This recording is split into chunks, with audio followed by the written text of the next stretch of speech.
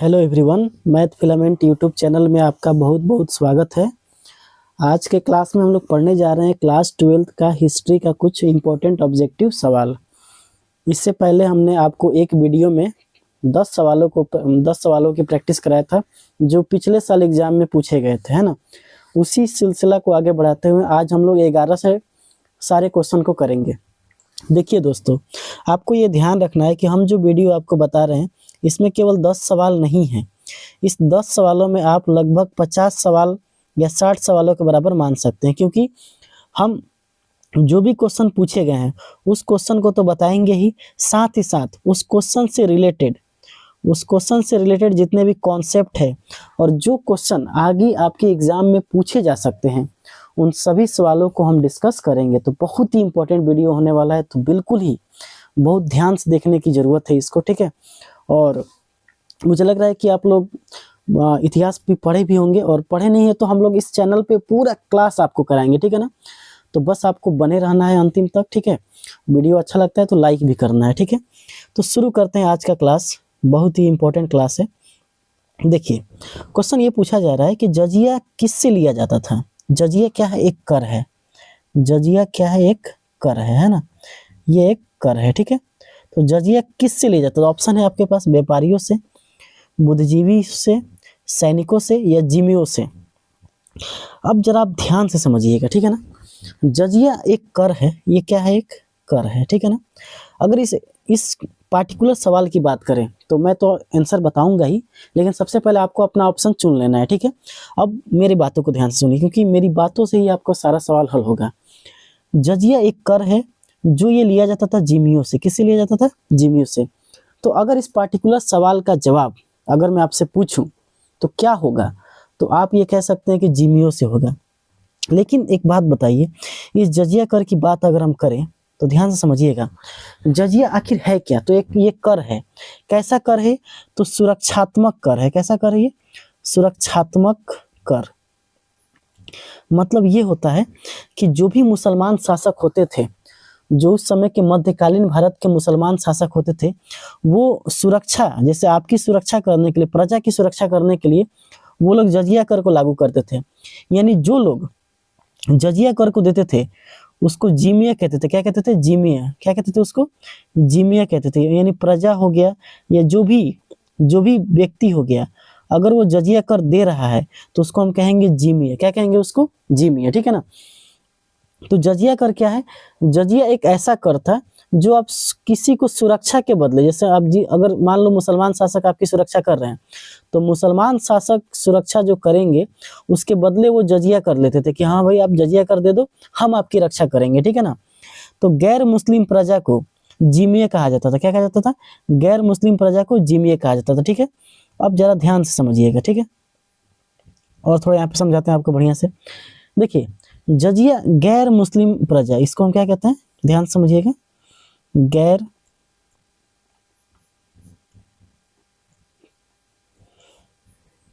मुस्लिम प्रजा, है ना। गैर मुस्लिम प्रजा, गैर मुस्लिम प्रजा को नाम दिया गया था जिम्मी। क्या नाम दिया गया था? जिम्मियो। इसी को कहते थे जिम्मियो। और ये जो कर देते थे, जो सुरक्षात्मक कर देते थे, सुरक्षा करने के लिए, जैसे उसकी सुरक्षा क्या करेगा? मुस्लिम शासक करेगा, है ना।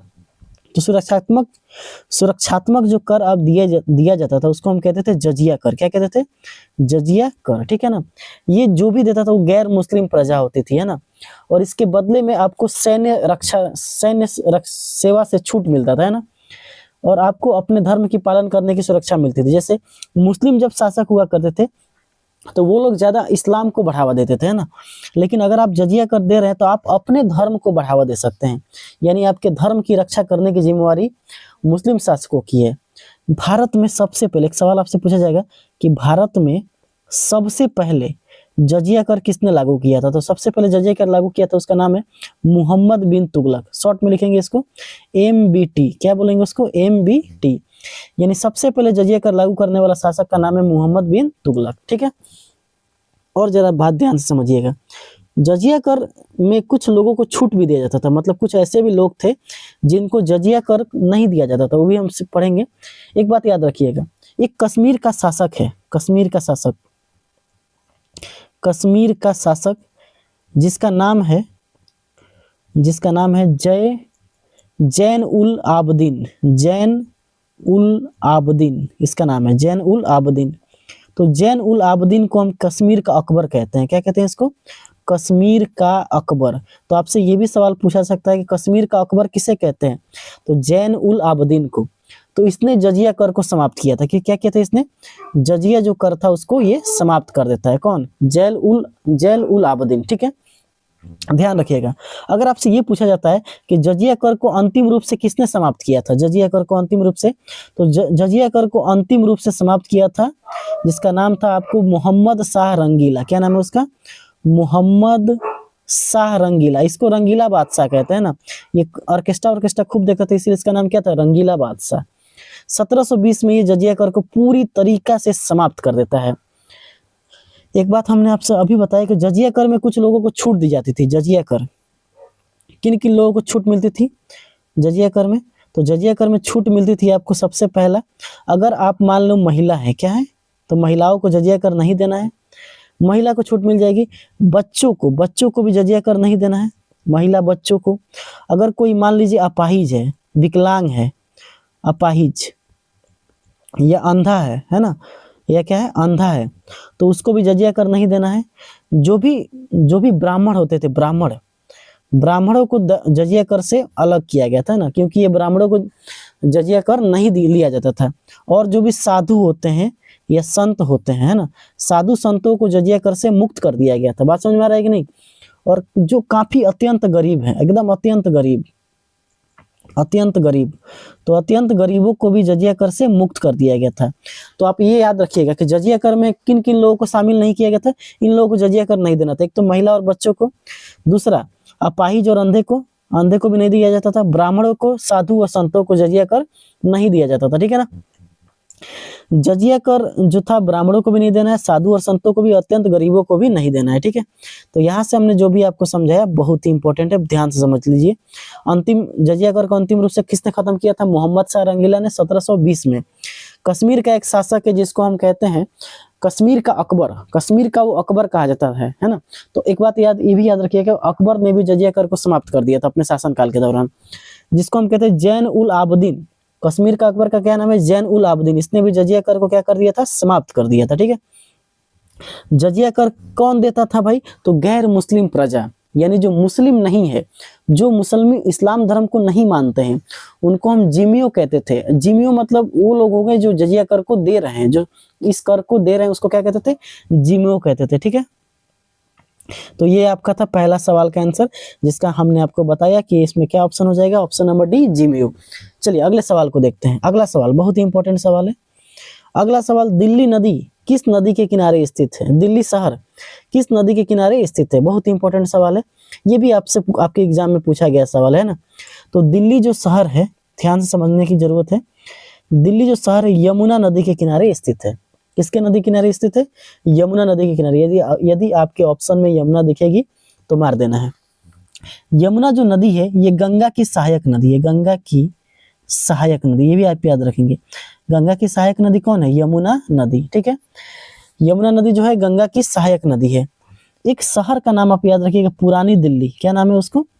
पुरानी दिल्ली। ये भी किसके किनारे स्थित है? यमुना के किनारे स्थित है। और इसका एक नाम था शाहजहांबाद। क्या नाम था? शाहजहांबाद। और शाहजहांबाद को बनाया था शाहजहां ने। किसने बनाया था? शाहजहां ने।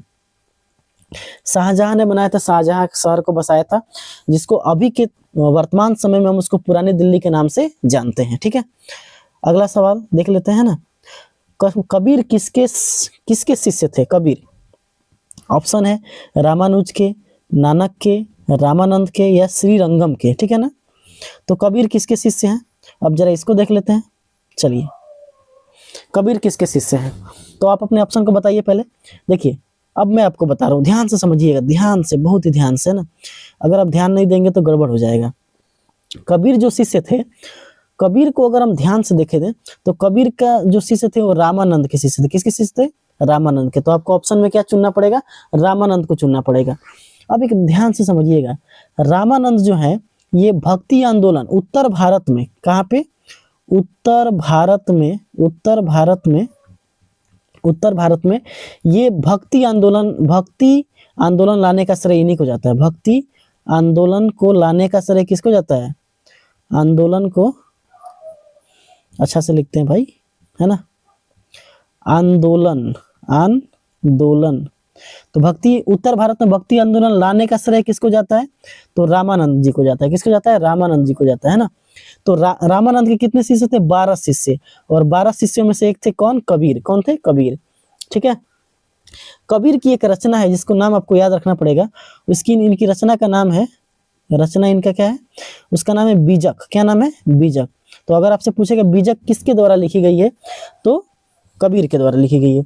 इसमें इस बीजक किताब में क्या लिखा गया था कि सामाजिक जो बुराइयां है, ऊंच नीच, है ना, जो भेदभाव होते थे जाति उति के आधार पे, धर्म के आधार पे, या ऊंच नीच का जो भेदभाव था, उसी कुरीतियों पर कड़ा प्रहार किया गया इस बीजक वाले किताब में, इस किताब में। ठीक है ना। तो ये थे कबीर के बारे में। कोई दिक्कत आपको यहाँ तक?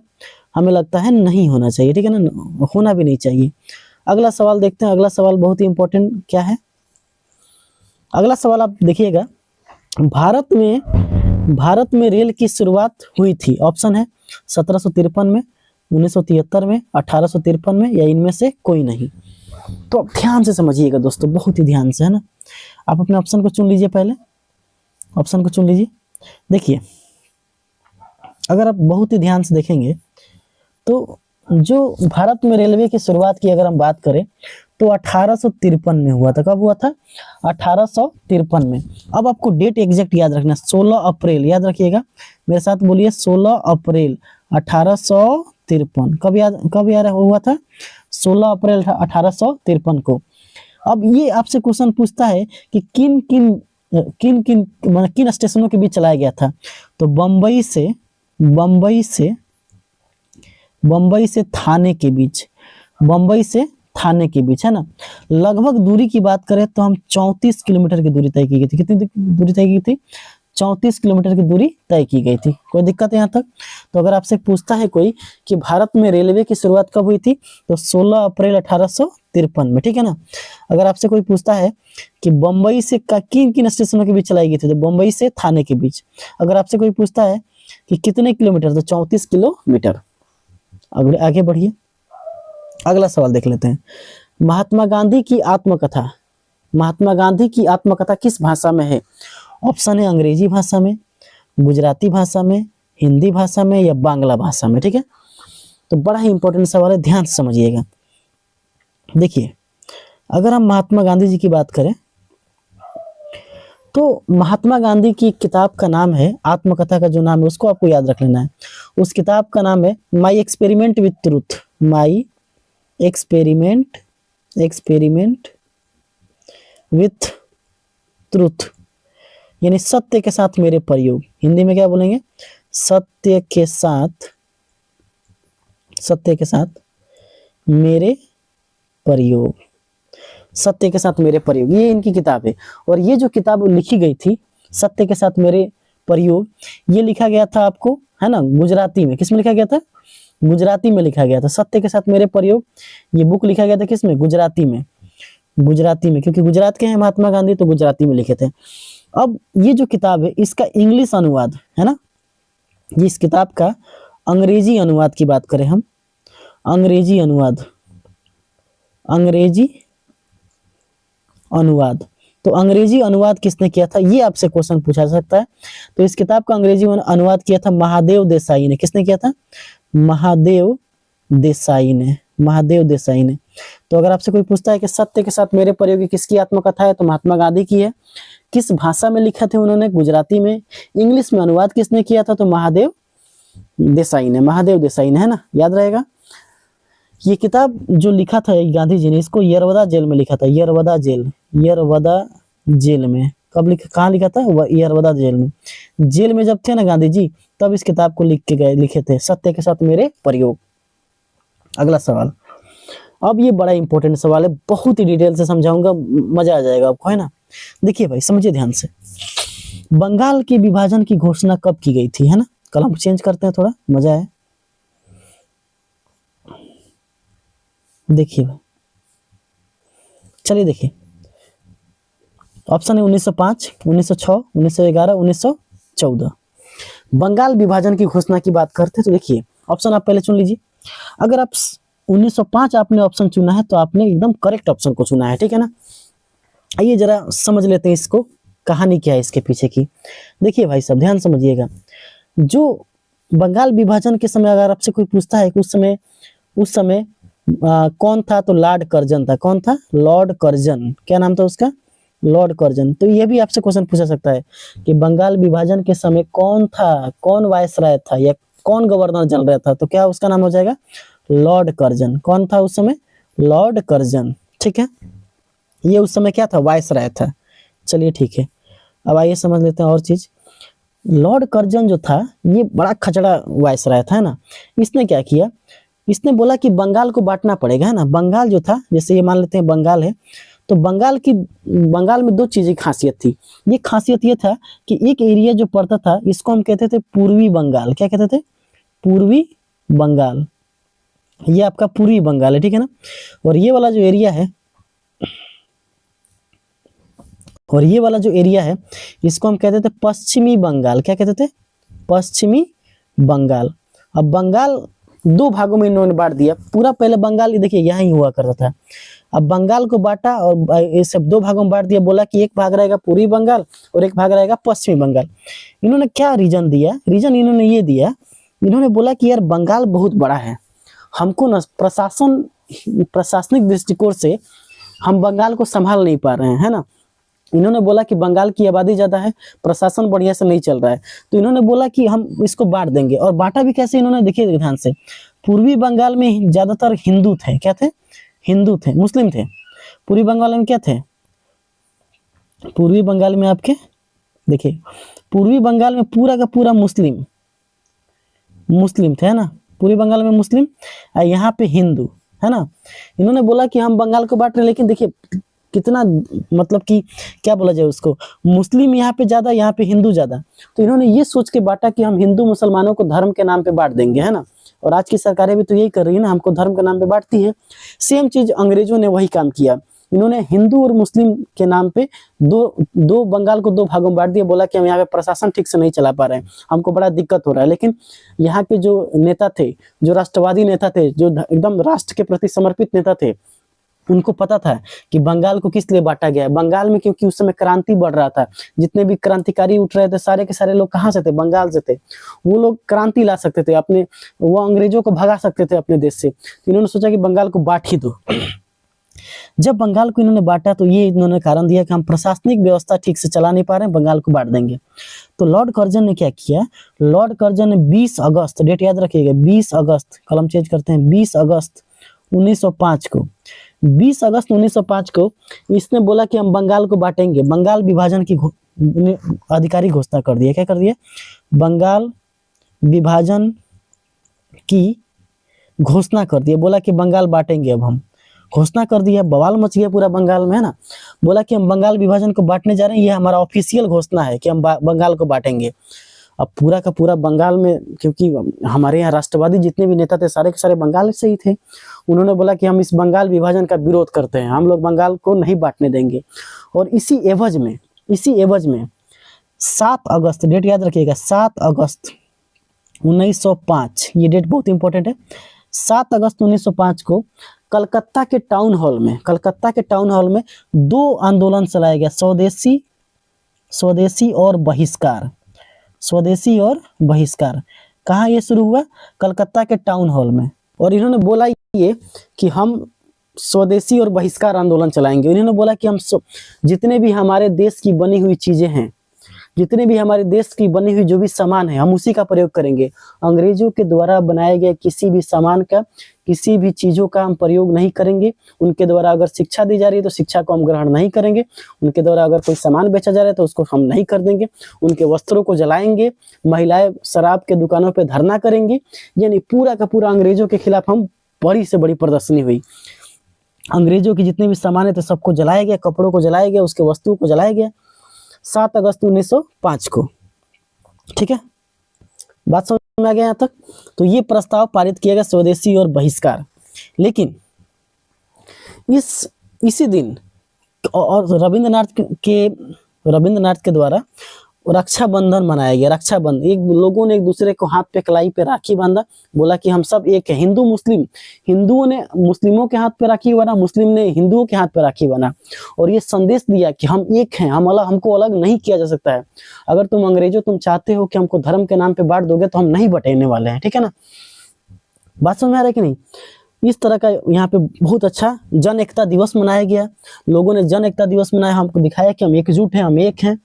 लेकिन फिर भी कर्जन नहीं मानता है, और वो 16 अक्टूबर, डेट याद रखिएगा, 16 अक्टूबर 1905 को 16 अक्टूबर 1905 को बंगाल विभाजन प्रभावी कर देता है। बोलता है कि बंगाल बट गया, अब बंगाल बट गया, एक हिस्सा पूर्वी बंगाल और एक हिस्सा पश्चिमी बंगाल। बंगाल विभाजन प्रभावी हो गया। क्या हो गया? प्रभावी हो गया। अब देखिए क्या होता है, जब बंगाल विभाजन प्रभावी हो गया, तब अब क्या होगा भाई, अब तो ये बंगाल विभाजन बांट दिया इन्होंने। लेकिन लोगों ने अपने इस दिन को 16 अक्टूबर को लोगों ने क्या किया, बंगाल के लोगों ने इसको शोक दिवस के रूप में मनाया। बोला कि हम बंगाल को नहीं बांटेंगे, ये नहीं बांटने देंगे, ये हमारे लिए शोक दिवस है। तो शोक दिवस मनाया गया, बंगाल के लोगों के द्वारा क्या मनाया गया, शोक दिवस के रूप में 16 अक्टूबर को मनाया गया। पूरे बंगाल में शोक दिवस के रूप में मनाया गया। इस समय लोगों ने उपवास रखा, गंगा में स्नान किया, सड़कें पर वंदे मातरम गाते हुए प्रदर्शन किया कि हम बंगाल विभाजन का विरोध करते हैं, ठीक है।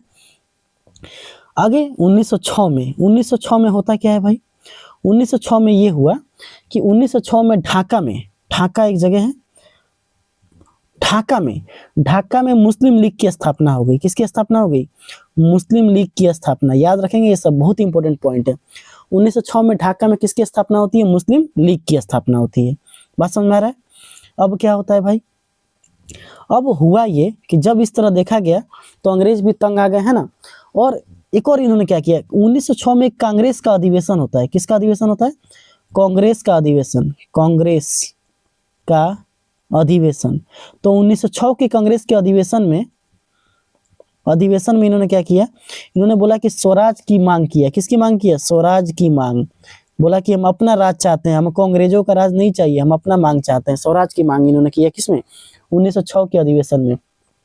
तो आपसे पूछेगा कि स्वराज की मांग कांग्रेस के किस अधिवेशन में किया गया था? तो 1906 में। किस में किया गया था? 1906 में। और ये कहाँ किया गया था? तो कलकत्ता में। कहाँ किया गया था? कलकत्ता में। कलकत्ता के 1906 के अधिवेशन में स्वराज की मांग किया गया, ठीक है। चलिए अब आगे देख लेते हैं भाई। इतना समझ में आ रहा है सब लोगों को? बोलिए अब क्या हुआ। पूरा बंगाल विभाजन आपको बता रहे हैं हम, अब कोई इसको बंगाल विभाजन पढ़ने की जरूरत नहीं है, ठीक है। देखिए ध्यान से। अब 1911 को हुआ क्या कि दिल्ली दरबार का आयोजन किया गया। जब भी इंग्लैंड के राजा या रानी में बदलाव होता था, जब भी बदलता था, तो जो भी इसके अधीन जो देश हैं, जैसे भारत जो गुलाम देश हैं, उन पर इनका भव्य स्वागत किया जाता था राजा रानियों का, है ना। और यहाँ के लोग क्या करते थे, उनका स्वागत के लिए गाना गाते थे, है ना।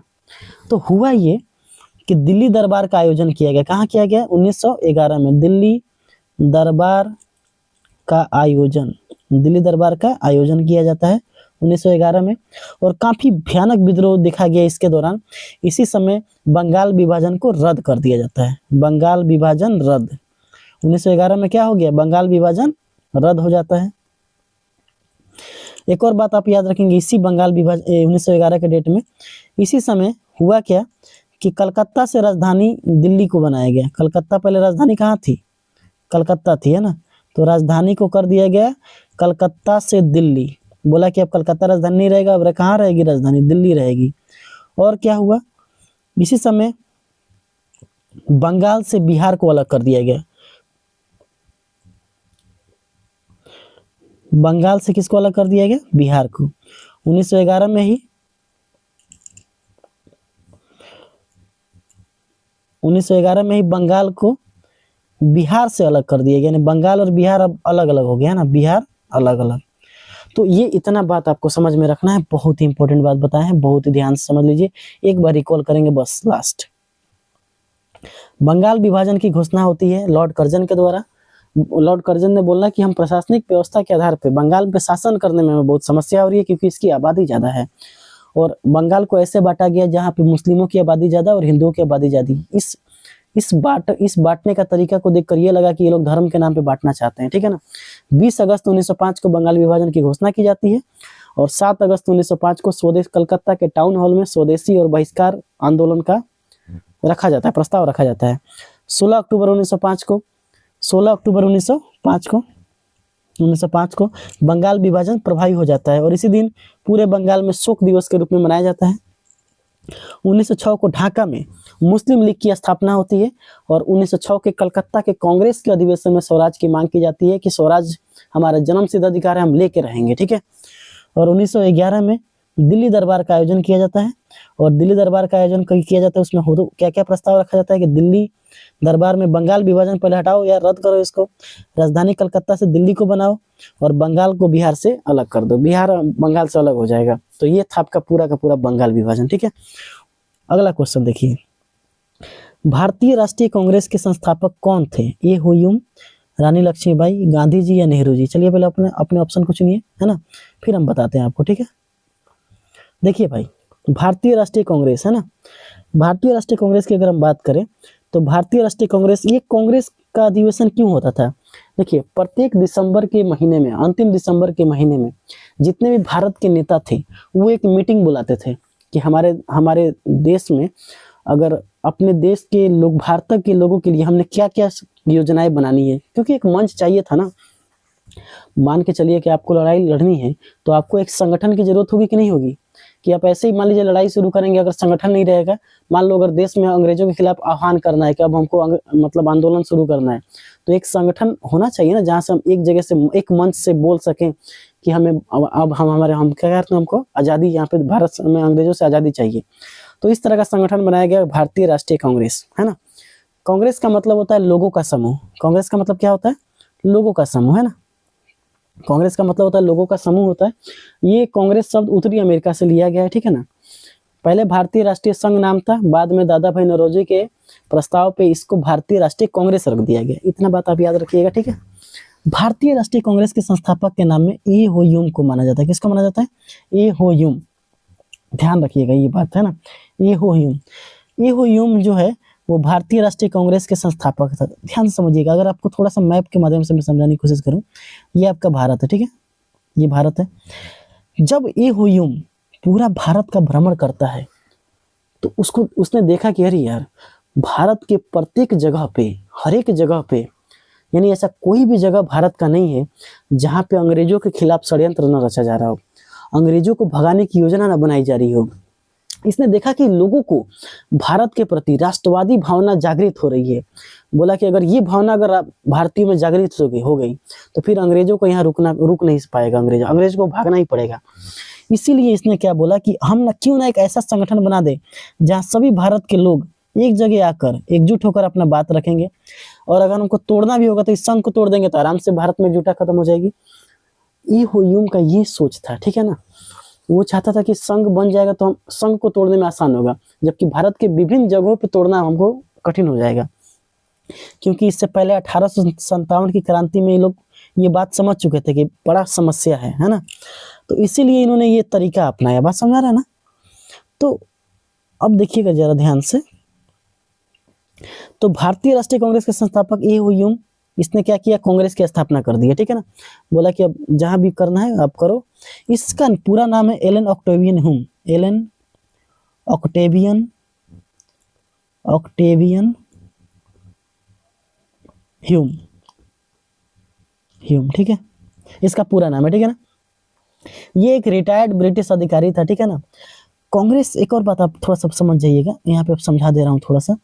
कांग्रेस का प्रथम अधिवेशन याद रखिए, बड़ा इंपॉर्टेंट है ना। कांग्रेस का प्रथम अधिवेशन, कांग्रेस का प्रथम अधिवेशन की बात करें, प्रथम अधिवेशन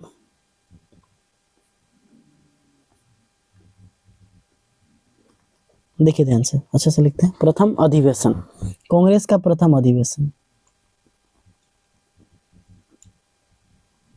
ये आपका हुआ था मुंबई में। कहाँ हुआ था? बंबई, उस समय इसको कहते थे बंबई में हुआ था ना। कांग्रेस का प्रथम अधिवेशन बंबई में होता है और कब होता है ये? 1885 ईस्वी में। कब होता है? 1885 ईस्वी में। इसके प्रथम अध्यक्ष की बात करें, अध्यक्ष, तो उसका नाम है व्योमेश चंद्र बनर्जी। क्या नाम है?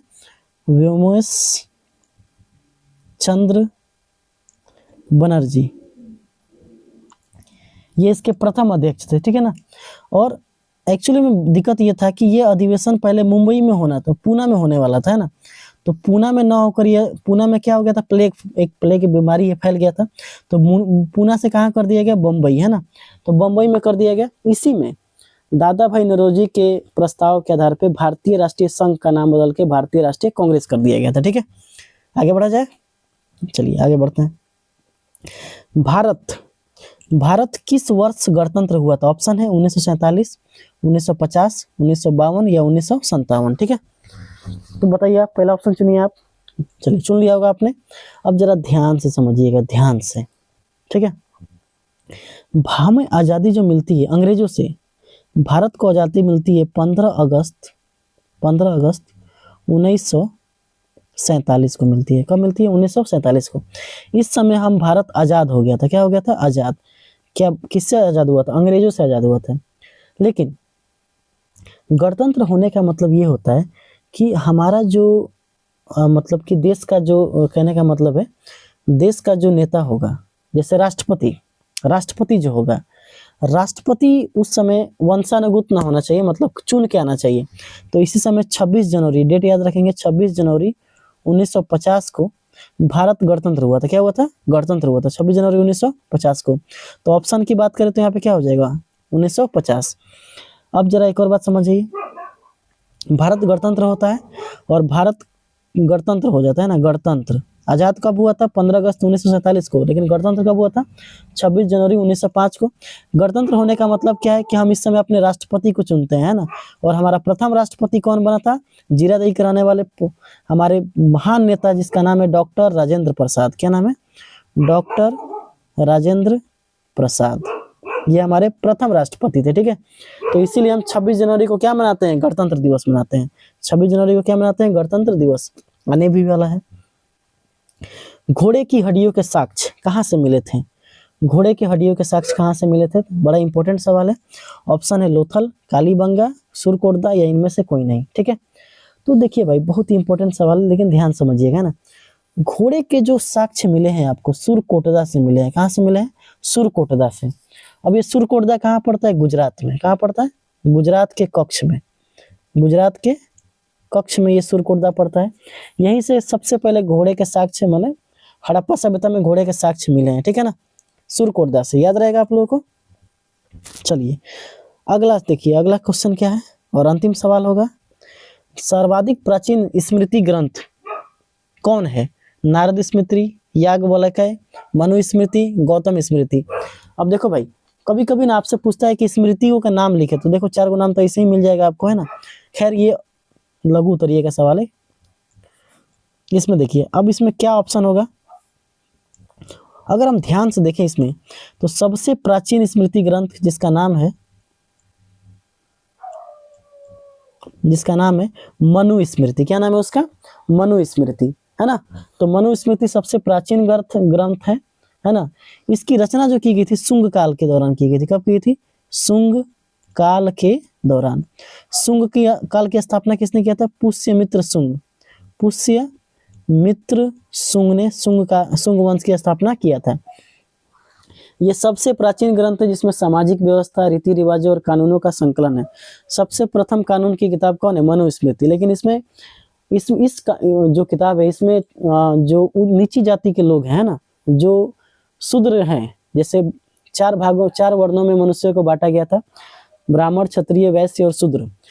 तो इस ग्रंथ में शूद्र और महिलाओं की स्थिति बड़ी दयनीय बताई गई है ना।